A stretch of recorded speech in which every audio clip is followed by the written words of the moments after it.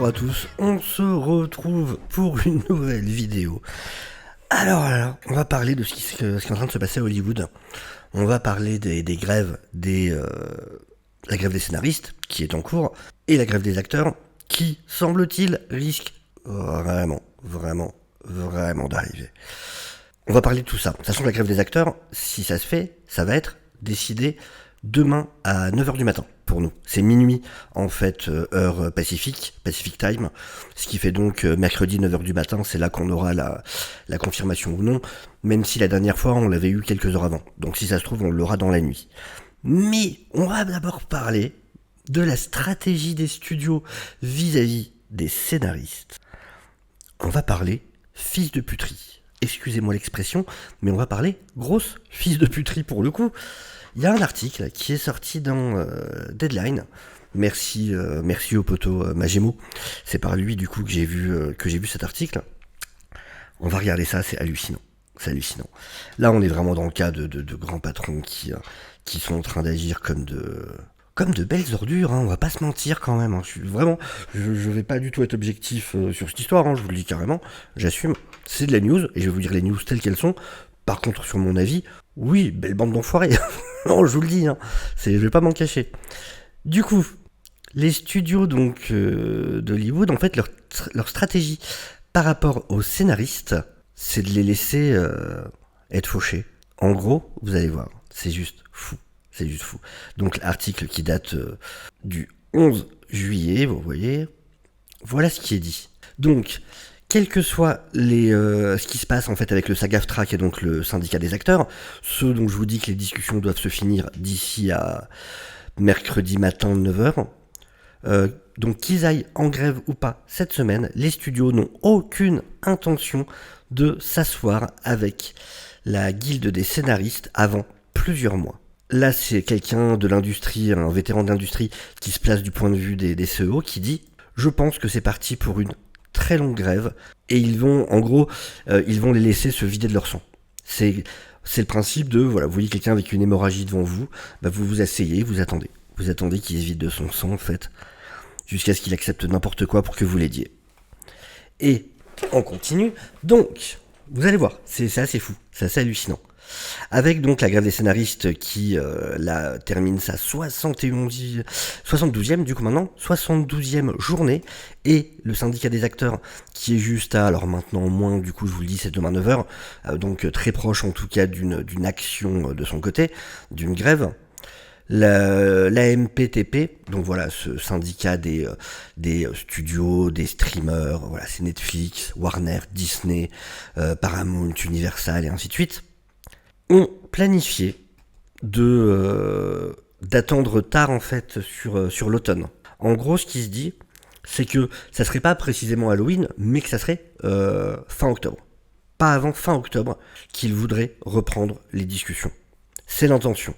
Et donc ça, c'est dit par quelqu'un un producteur très connu et très proche de la MPTP qui est dirigé par Carole Lombardini. Alors que certains disent non, c'est juste quelque chose de cynique, ce qui vient d'être dit. Non, plein de sources auprès des studios et des streamers confirment que c'est vraiment la stratégie qui est discutée dans le milieu. Ils confirment aussi que le plan, c'est ce plan-là, en fait, est en place depuis longtemps. Longtemps avant même la grève. Qu'ils avaient déjà décidé que cette discussion-là, ce contrat-là, donc entre les syndicats et les studios, serait très important, serait un game changer, changerait Hollywood, et donc qu'il fallait qu'ils détruisent l'opposition, et il fallait qu'ils détruisent le syndicat des scénaristes. Et c'est dit ici, voilà, ça a été mis d'accord depuis des mois, même avant que le syndicat des acteurs se mette en grève, a dit un exécutif. Personne ne voulait une grève, mais tout le monde savait qu'en gros c'était fallait détruire. C'était voilà, ça passe sous sa casse, voilà. Que c'était ça passe sous sa casse. Sachant qu'ils ont reçu des feedbacks positifs de Wall Street depuis que les scénaristes sont mis en grève le 2 mai, Warner Bros Discovery, Apple, Netflix, Amazon, Disney, Paramount et les autres sont devenus déterminés à briser le syndicat des scénaristes. Comme le dit clairement un des exécutifs de studio. Pour ce faire, les studios, et donc la MPTP, donc le syndicat des producteurs, enfin des studios et streamers, pensent que d'ici octobre, et écoutez bien, le cynisme de ça, pense que d'ici octobre, la plupart des scénaristes seront à court d'argent. Après 5 mois sur les piquets de grève et n'ayant pas de travail. Et là, The Endgame, le but, c'est de permettre aux choses de traîner jusqu'à ce que les membres de l'Union commencent à perdre leurs appartements et à perdre leurs maisons. Vous vous rendez compte ? Vous vous rendez compte quand même du truc ? C'est fait exprès de faire continuer ça, parce qu'ils ont le malheur de demander à être respectés, à être payés d'une manière honorable. Et ben, vous voulez ça ? Ok. On va vous faire perdre vos maisons, vos appartements. On va vous mettre à la rue. Voilà. Voilà comment ça fonctionne. Et c'est un exécutif qui a dit ça à Deadline, confirmant l'approche glaciale que beaucoup d'autres sources ont répétée dans leurs déclarations. Une des sources a appelé ça, laissez-moi rire, un mal cruel, mais nécessaire. Bah oui, ça serait triste que vous puissiez pas vous payer une 12e piscine, une 8e maison, que certains acteurs soient pas payés 20 millions, 30 millions de dollars pour un film. Oui, non, c'est normal, il faut mettre les scénaristes à la rue, bien évidemment. Après tout, ils servent à quoi, Hollywood ? Je veux dire, des gens qui écrivent. C'est hallucinant, c'est vraiment aberrant, c'est juste incroyable.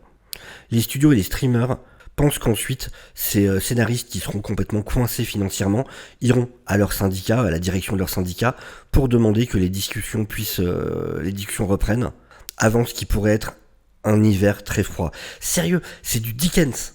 Ils nous font du Dickens, les mecs. C'est Scrooge. Sauf que là, il n'y a pas de fantôme du passé, de présent et du futur qui va aller leur foutre une morale dans le bide. Que dalle. C'est vraiment hallucinant. Et dans ce contexte, donc si c'est les scénaristes qui vont voir leur direction en mode on n'en peut plus, on est à la rue, on a besoin que vous repreniez les discussions, dans ce contexte, les studios et streamers sentent qu'ils seront dans une position pour dicter la plupart des termes pour tout possible deal à venir. En gros, ils feront ce qu'ils veulent parce que les autres, ils crèveront de faim. Voilà où on en est. La méthode sévère vient de... Alors, il semblerait que c'est à cause de quelque chose qui a réussi à faire le syndicat des scénaristes il y a quelque temps, qui est en fait la fin de ce qu'on appelle le packaging. Le packaging, c'était en gros une pratique utilisée par les agences de talent, les agences qui représentent les différents talents. Et en fait, souvent, les agences faisaient des contrats directement avec les studios qui leur apportaient beaucoup d'argent. Et donc, ils fournissaient leur catalogue de talents, c'est-à-dire voilà, écoutez, on fait un contrat, vous nous donnez tant de millions, et on vous fournit les acteurs, les scénaristes, les ceci, les cela. Et donc, le syndicat des scénaristes a réussi à obtenir que ce soit, que ça change, et du coup, maintenant, en gros, les deals peuvent toujours arriver directement entre le studio et l'agence de talent. Par contre, la manière dont l'agence de talent est rémunérée pour ça a changé.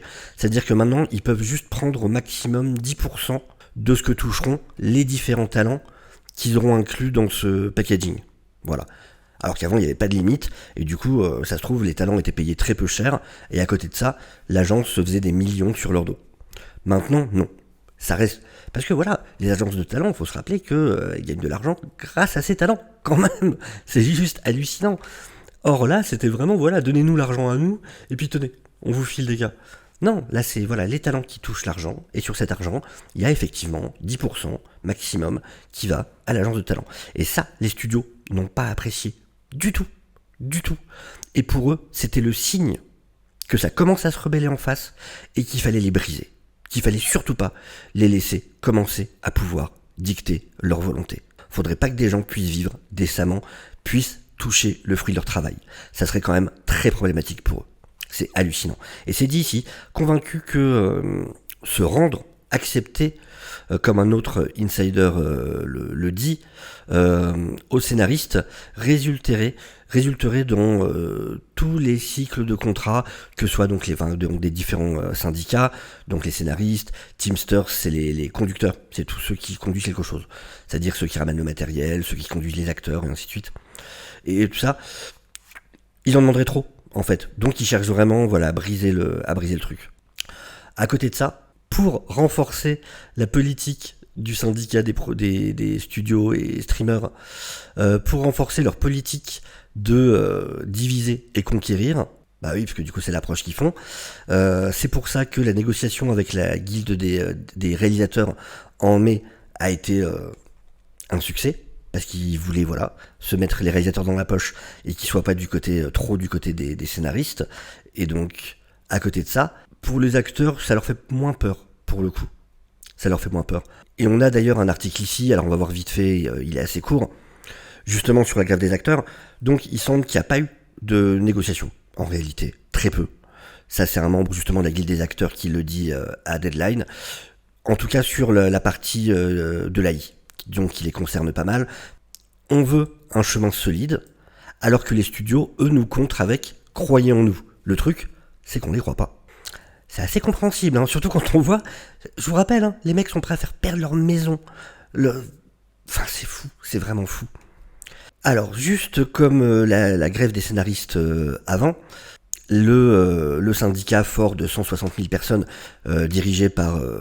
présidé par Fran Drescher, hein, je vous rappelle, Fran Fine, de Une Nounou d'Enfer, Fran Fine, pardon, d'Une Nounou d'Enfer, qui est la patronne du syndicat des acteurs. Ils veulent de lourdes assurances et des garanties en termes de déploiement et d'étendue de ce que sera l'AI dans l'industrie pour ses membres, ce que ça représentera pour ses membres. Ils ont mis des propositions sur la table de négociation, mais le syndicat des studios et streamers ne veut pas discuter de ça, du potentiel, d'à quel point ça va changer la donne, et vraiment ils veulent pas en discuter du tout.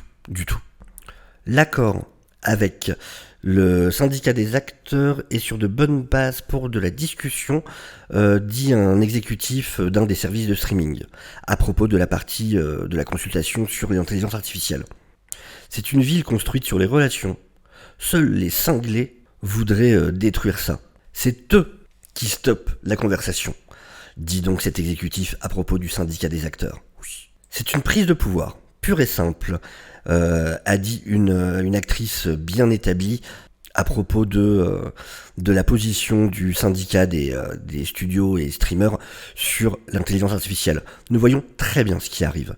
Ils ne peuvent pas prétendre qu'ils n'utiliseront pas ces versions digitales pour créer de nouveaux, peu chers contenus à base de création par intelligence artificielle.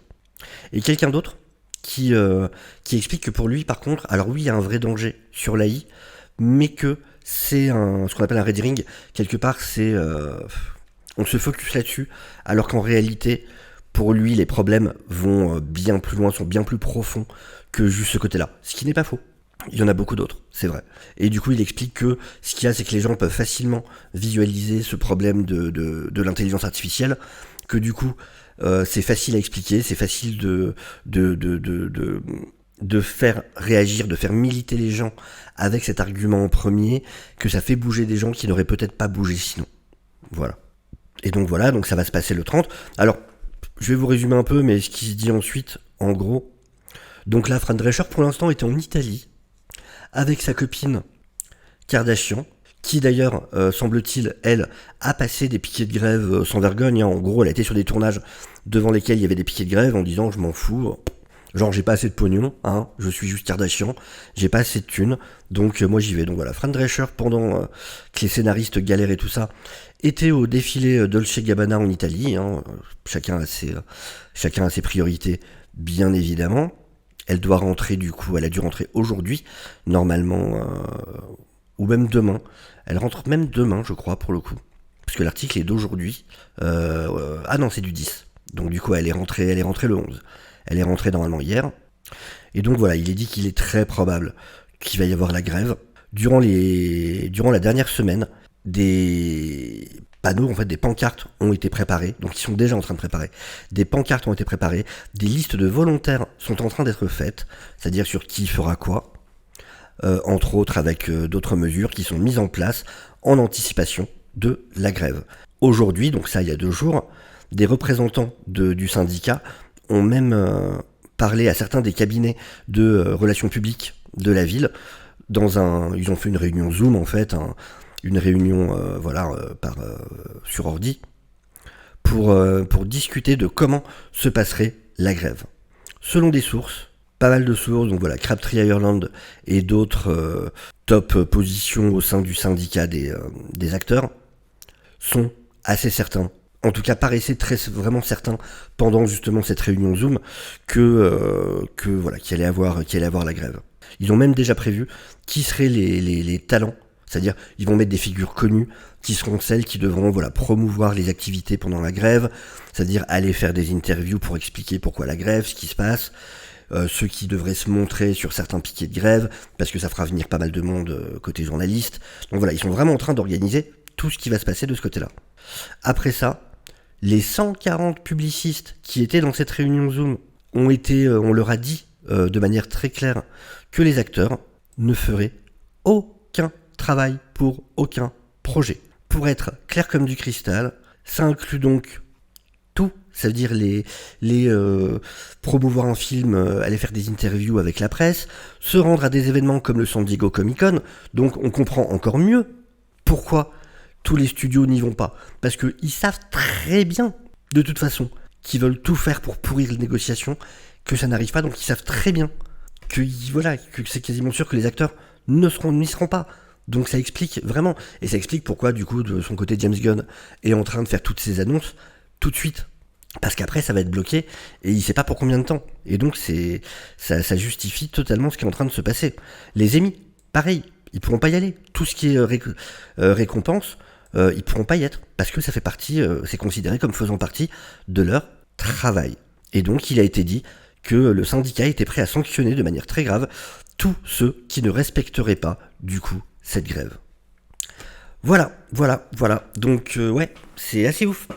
C'est surtout la première partie qui me choque, cet article, vraiment, sur cette politique des studios de laisser les scénaristes crever de faim, parce que comme ça, ils seront bien obligés de revenir leur manger dans la main. C'est juste dégueulasse. Soyons clairs, c'est juste absolument dégueulasse. Faites donc ce que vous voulez. Voilà, je voulais vous parler de ça, du coup, de ces informations. N'hésitez pas, bien évidemment, à liker la vidéo, n'hésitez pas à la partager, n'hésitez pas à vous abonner si vous n'êtes pas encore. Sur ce, je vous dis à très bientôt. Prenez soin de vous. Ciao, ciao.